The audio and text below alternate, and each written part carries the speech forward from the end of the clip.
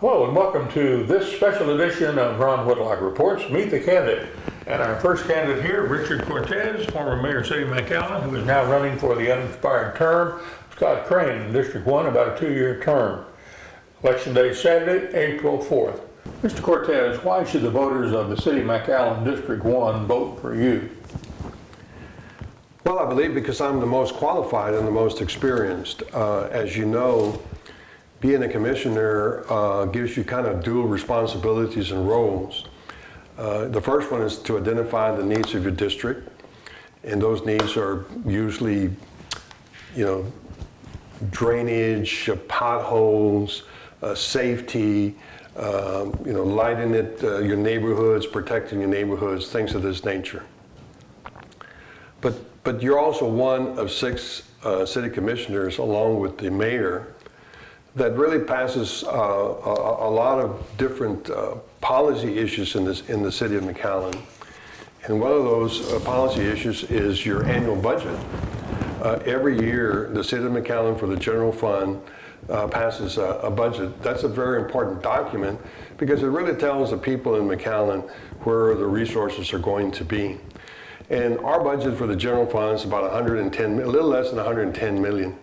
We have about 1,800 employees.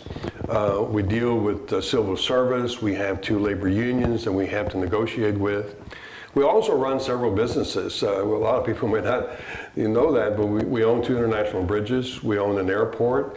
We own a utility company. We own a bus transit system. So all of those businesses are intended really, to make a profit. So when you consider, my 45 years of professional experience, this can bring great value to Mayor Darling and the City Commission as we deliberate how we want to spend our money, how we want to increase our revenues, what other opportunities that we have here in McAllen. I also want the viewers to note that I also sit in a bank board. I'm one of several directors for a bank.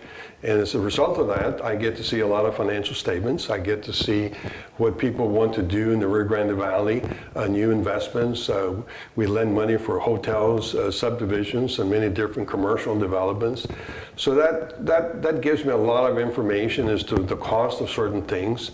So when we're evaluating our own expenses for the city of McAllen, then I know that a certain percentage of construction is going to be here, a certain percentage is going to be there.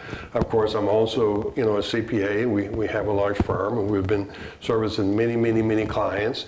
So as a result of that, I know many industries. I know the healthcare industry, the retail industry, the transportation industry, just to mention a few.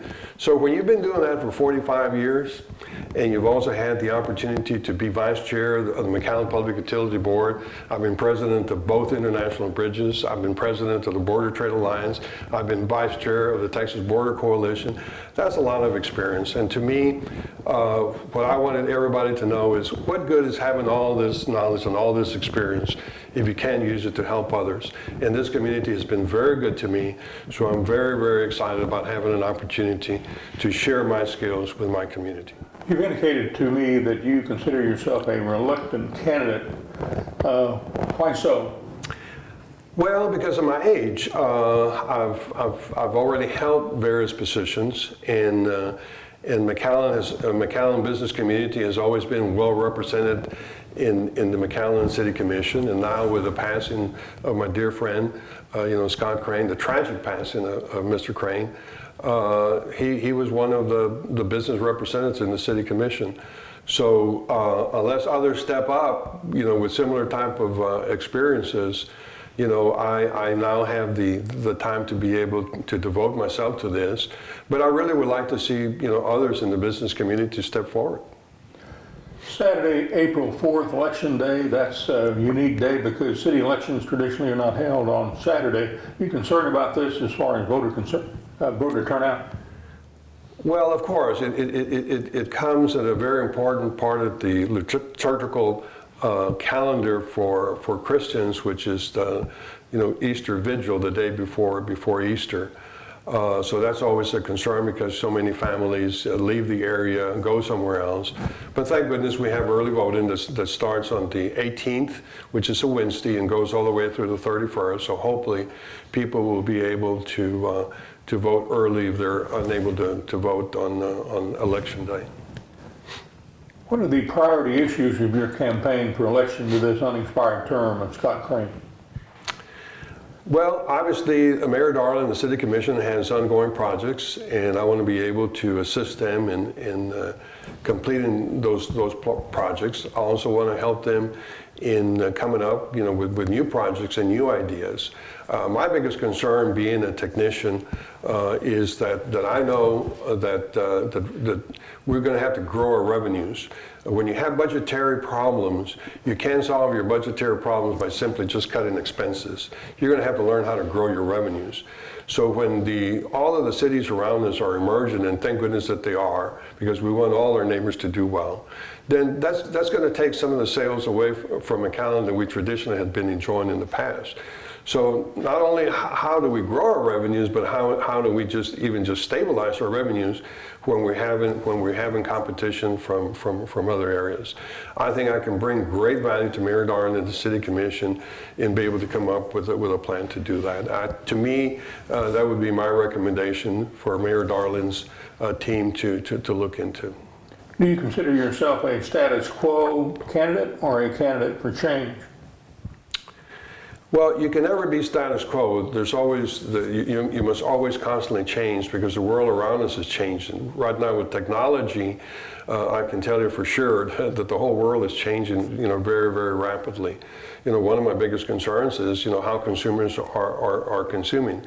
Traditionally here in McAllen, we benefit from somebody to go shop in one of our stores here in McAllen because we receive sales tax from those, and then we receive ad valorem taxes from the business that are doing here. But so many of the millennials and the new people here are starting to buy on the internet. I mean, look at Amazon. Amazon almost sells you anything for just a few pennies profit. So how can anybody compete with Amazon for durable goods that are basically generic, that whether you buy it here in McAllen or you buy it somewhere else is the same thing?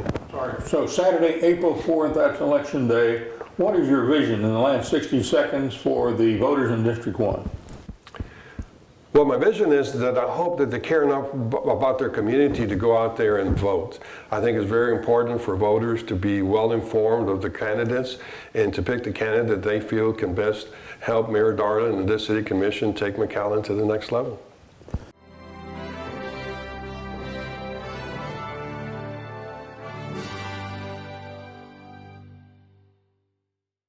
Hello and welcome to this special edition of Ron Whitlock Reports, covering the McAllen City election, special election, to fulfill the last 2 years of the unexpired term of Scott Crane in McAllen. We have with us now candidate Javier Villalobos. Javier, welcome to the program. Thank you. Now, early vote ends on March 31st, Election Day, Saturday, April the 4th. Mr. Villalobos, why should the voters of the city of McAllen, District 1, vote for you? Well, Ron, I think, I believe that District 1 is one of the most important districts in McAllen.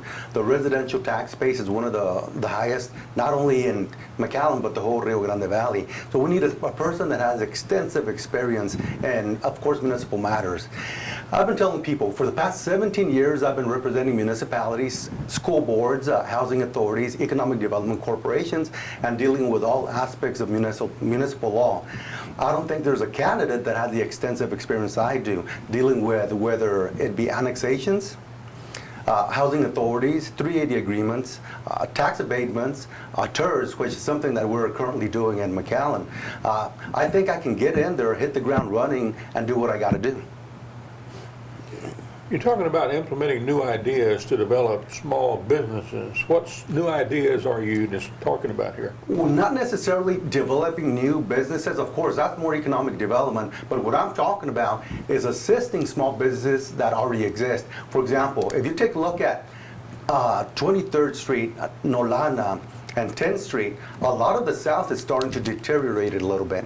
What we used to do in the other municipalities I work with is we try to assist them. We try to rehabilitate them. And how do we do this? Well, there's different ways we can do it. One of them, and I don't think it's happening here in McAllen right now, is what about a revolving loan fund? And let me give you an example. You have an older business. Okay, you lend them some money. It's not a grant. It's going to be repaid back. You lend them some money where they can rejuvenate, rehabilitate their building, and it'll do several things. Hopefully, it'll increase business. Of course, it will also increase the value of the property because it's going to look nicer. And ultimately, the business is it's gonna go up and increase the total tax base. And right off the bat, what it does is assist the small businesses, and that's what I'm looking for. One of the ways, anyway. In looking for new areas for income for the city of McAllen, is that somewhat exacerbated by the peso situation in Mexico? Well, one of the main issues we have right now, as a matter of fact, it came out in the newspaper recently, and we all have been talking about it, is that we know how important the Mexican people or the tourism or the Mexican peso is to our border town here in McAllen and throughout the border region. It is a great concern, and what we've been talking about is trying to make McAllen like a destination city. For example, San Antonio now, people know nowadays they go to San Antonio, they go visit, and they have a good time. Well, McAllen, we're not there yet, but we got to keep on doing something that will attract the Mexicans. It will attract people from different areas to bring their money, their dollars. Now, the other thing that's starting to affect us, and it's starting to affect us in a big way, is internet sales. People realize that, or maybe don't realize that when they buy through the internet, the sales tax dollars that usually come to McAllen are not going to be coming. It's something that's very important we need to address one way or another. You also discussed protecting property rights. What do you mean by that? I'll give you an example. North McAllen. When I first moved down to the valley, I lived around, not the south area, but the middle part. As I was able to increase my business, I wanted to live in North McAllen. I bought a house a little further north until finally I moved into North McAllen. That's where I wanted to be. And like I said earlier, the tax base is a lot higher in North McAllen. Now, and once you invest, usually a great amount of money, what do you want to do? You need to make sure that your property values stay the same or increase. Of course, we generate the most taxes. North McAllen generates the most taxes and has the highest tax base, and we need to make sure that our property values are protected, that, for example, the low-income housing. That's been an issue, and I've said it. I think low-income housing has a place, but I don't think it's in North McAllen.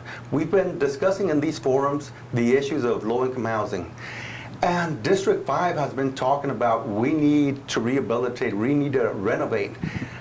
A low-income housing in McAllen has a possibility of lowering property values, where in District 5, there's a possibility that low-income housing may attract more and increase the property values of the surrounding areas. Your campaign material also lists as a priority working to improve the quality of life of residents of not only your district, District 1, but the entire community. What do you mean by that? Like I stated, we pay the most taxes in North McAllen, and I have yet to have one person complain about it. But what we're talking about, the quality of life, is that even though we pay the most, in North McAllen, we don't have parks. We have a few little parks, but when it comes to, for example, playing baseball with your child, with your kids, like whether they be a little boy or a little girl, you have to go all the way to McAuliffe. You have to go down south. We have no facilities right now. We're hopefully in the process of making some softball fields, but that'd be for playing. What about for enjoying, going out on the weekends, having fun with your kids, your family? We have a real nice jogging trail on 2nd Street. And it is real nice, but that's kind of more for the community there. It's difficult for others to go and even find parking. If we could increase parking in those areas, I think it'd be a very good thing. Anything else in the quality of life area that you think ought to be done in District number 1? Well, District 1, one of the main things is that it is the parks, of course. The other areas, and I'm talking more of the south area, we need to rejuvenate, we need to make it look good. And I think District 1 is always ready, willing, and able to assist. You also say you are a fiscal conservative and have a different perspective on the commission. What do you mean by that? That is correct. I think a lot of people realize that I'm a lawyer. What they don't know is that before I was a lawyer, I was an accountant. I have a degree in business and with a concentration in accounting. So when I take a look at the budget, I quickly realized that there's some issues or some accounts that I would change, where the money comes from, where it goes. I think that we need to make sure that whatever gets paid comes out from the proper account so that we make sure we have a good and proper fund balance. Mr. Villalobos, do you consider yourself a status quo or a change candidate?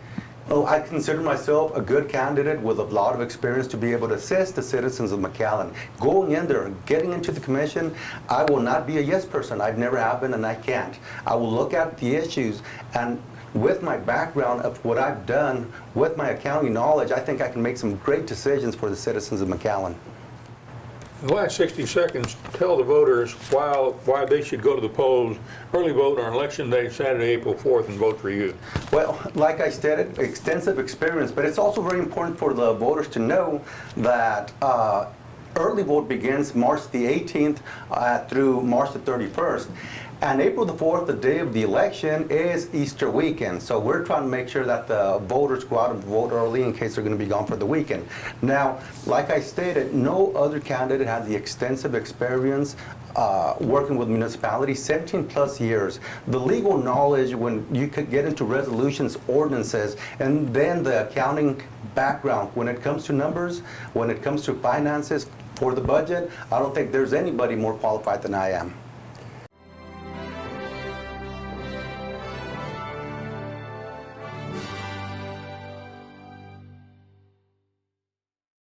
Welcome to Ron Whitlock Reports Meet the Candidate with John Ingram, running for McAllen City Commission, District Number 5. District 5, that's right. Mr. Ingram, why should the voters of the City of McAllen District 5 vote for you? Well, I've been working real hard for the last 10 years on a lot of different projects, especially my cleanups, being around when a lot of the decisions to make many of the more recent buildings built in McAllen have been built. Dealing with all the issues over the last 10 years. And then in District 5, you know, I helped start off our community garden. It's been a great project. We've actually had 2 couples get married there and move on and start their families. I'm working on Crockett Elementary. We're turning that into a city school park with a walking trail, basketball courts. Done a lot of the cleanups, like I probably mentioned earlier. We picked up hundreds and hundreds of tires, thousands of tons of trash, just lots of different projects. One of my projects I'm most proud of is Project Imagine Tomorrow. And what we saw in District 5 and other districts across the city, that there were 113 condemned houses. What we wanted to do was find a way to have those houses torn down, and this is a project I initiated. What we do is, if you have a condemned house that's uninhabitable and you want to tear it down, the city will bring in the roll-off container dumpsters and haul away all the debris once the house is torn down for free. And that can be worth anything from $1,000 to $3,000. Then if you rebuild the house within a year and the property tax goes up, because it's a new property with a new appraised value, if it goes up by $300, we'll multiply that by 10 and give it to you as an incentive to rebuild the house. We've also initiated a program with low interest loans. If you have a house that needs to be fixed, those are based on the lowest interest rates we can get based upon your economic condition. And what I want to do in the future is and those 113 homes we identified with Project Imagine Tomorrow, we started it about a year ago. It's down to 65 homes. But what I want to do in the future is also find a way to have the empty lots that we have built up.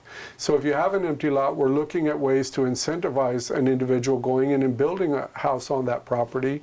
And also, we have a lot of empty homes in McAllen. So if you have an empty home, we want to find incentives for developers and realtors to get those homes occupied. But the most exciting thing about Project Imagine Tomorrow is not just available to the homeowners and property owners, it's available to developers and builders, because a lot of times they're the only ones with the money who can afford to rebuild these condemned homes. So it's a great project. It's been very successful. We target areas that are in economically deprived areas and areas that are losing population so that we can promote our urban core and watch it grow. You indicated in your campaign material that you're going to be continuing to fight for fiscal responsibility and accountability in government. Are you talking there about the firing of the auditor and other issues like that?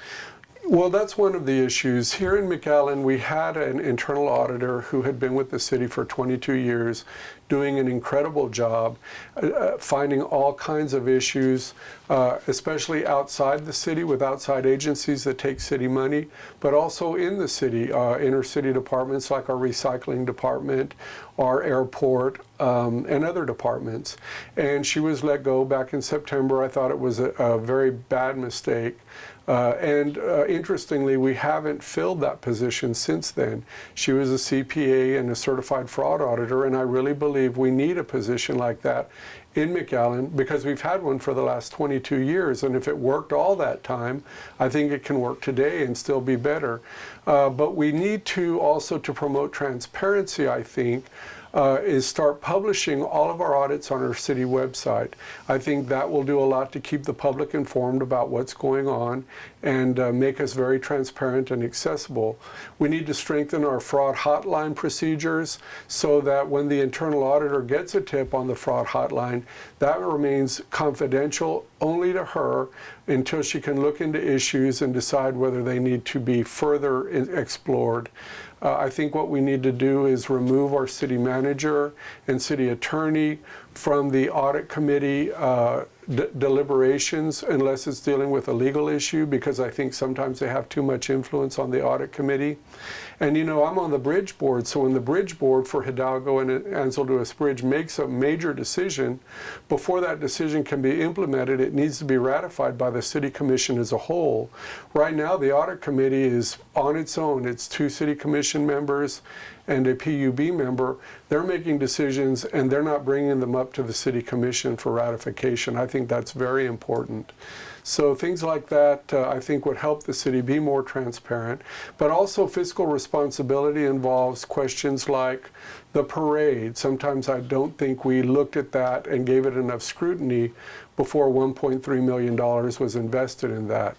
Also, for example, issues like the Tres Lagos. You know, the city has never, if y'all are familiar with that, the city has never invested in a TERS ever in our history. And now we've just entered into an agreement with an individual to build a development up north and give them 80% of the increase in property values for the next 30 years. And I think that's a mistake. Typically, property taxes go into our general fund and are dispersed all across the city evenly. With this TERS, 80% of the increase in the property value goes into the TERS, or the development itself, for developing the area. And I just think it's hard on our city as a whole, because we need to be thinking about everybody, not just special developments. Can you explain a little bit further about what you intend to do to revitalize the downtown area of McAllen, District 5, in order to increase sales tax revenue? Well, one of the things we're doing is we're changing our food truck ordinance. And I've been working with our Parks Department and our Chamber of Commerce to allow our food trucks to all gather on the south parking lot of the Chamber of Commerce as a group. So let's say you want to go to the food trucks, just like they do in Austin, and you might be with a group of 5 people. Everyone wants something different. They can go to the food trucks, and everyone has a choice of the different types of food available. We're bringing in the bicycle share program. I don't know if you've heard about that, Ron, but it's a great deal where the city is going to spread out bicycle stations all across the city, and one of those places will be right there in downtown near where the food trucks are going to be. Then we're picking up a program and working with it where if you're a businessman in McAllen and you want to sell something to the city and it's less than $50,000, we're developing an app to promote local businesses and try to start purchasing things or supplies from our local businessmen in the area. For example, with the parade, buying our parade supplies instead of going on the internet and purchasing them, buying them from our local businessmen here, so that when they're building the floats and doing those things, local business people have a shot at the revenue. And I think that'll do a lot to help our local business people.